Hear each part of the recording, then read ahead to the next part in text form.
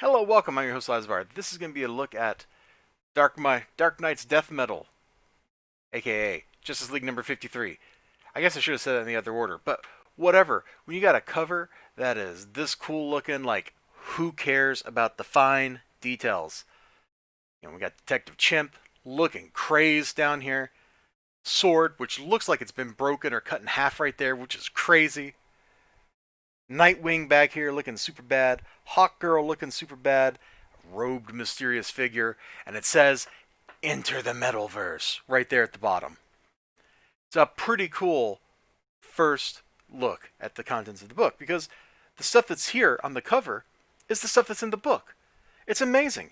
It's almost like there's just a little bit of truth in advertising. Now, the Enter the Metalverse is maybe just a little too far for that because it's kind of promising something that's not true because this is what's become of the main DC universe, as opposed to the Metalverse, which sounds kind of like it's supposed to be another alternate universe, but who cares? All right, let me flip this open because I really like this first page. Got Dick Grayson as Robin. He's hiding on the bottom of the Batmobile, and he's like talking about his life.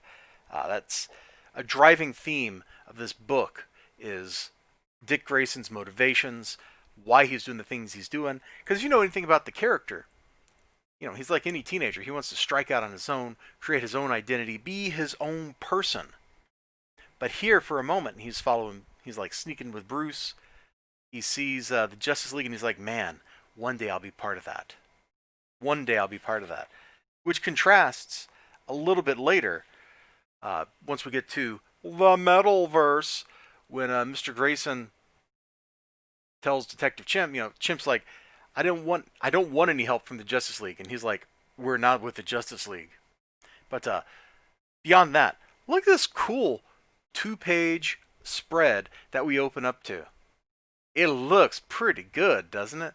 I think this looks pretty darn dope-alicious. Looks great. Tree, ruined building, him on Wonder Woman's metal horse, whose name I just totally forgot.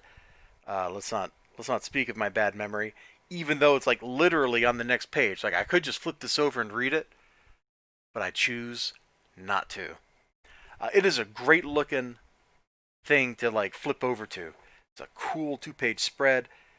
And the first time I read this, first time I flipped through this, I thought the artist here wasn't the artist here. Not the case. It's just the lighting is so very different between the two scenes. One is dark, one is lit up brightly, that it took me a moment to realize that. But if I look at the details, you've got the little like Heshered shading stuff, you've got zipatone, or halftone, whatever you want to call it, applied to create like the shadow effect. Now I realize, some of that work is done by the colorist, some of it's done by the inker, who is also the penciler. I don't even know if it was done as a separate process, but there you go. We have one person doing that, one person doing the color. Looks great. Doom metal.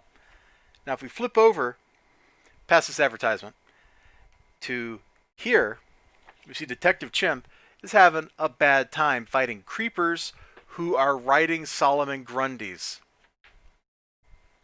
What? What am I looking at here? I don't know, but I like it. I like it. So anyway, there's a great action sequence. I'm not going to show you any of it. You should get the book. The action sequence is definitely the highlight of the book. You should check it out. Even if you just go into your store and you flip through it, just take it in. Take it in for what it is because it is some great looking stuff. It also reads well.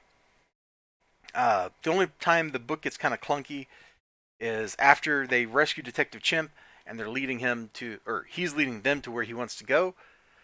The dialogue when they get there and the surprise happens feels a little clunky, but you can see like the Hall of Justice in ruins looks great. He looks great. There's something about the shape of his face that I don't feel like is consistent. His chin seems more angular in some shots than others, but that might also just be, me reading it too quickly. Not sure. I'm not going to harp on it. Just forget I said anything. But Detective Chimp, he looks great there as he's talking. He looks pretty great there because he's like, wow. You can feel the emotion like coming off from that panel. He's that look of dismay, surprise. He's like, what? So anyway, we learned that John Johns has gone off to do stuff in Battle Perpetua all by himself because clearly, when the entire Justice League fails, the lone Martian Manhunter can save the day on his own. Sure thing, buddy. A pretty good book. I don't know how essential this is for the overall story of death metal, but it was a pretty enjoyable little book. I don't mind picking this up. It was fun to read. It was a quick read and had a great action sequence. The art's pretty good. The dialogue is like 95% pretty good. Something like that.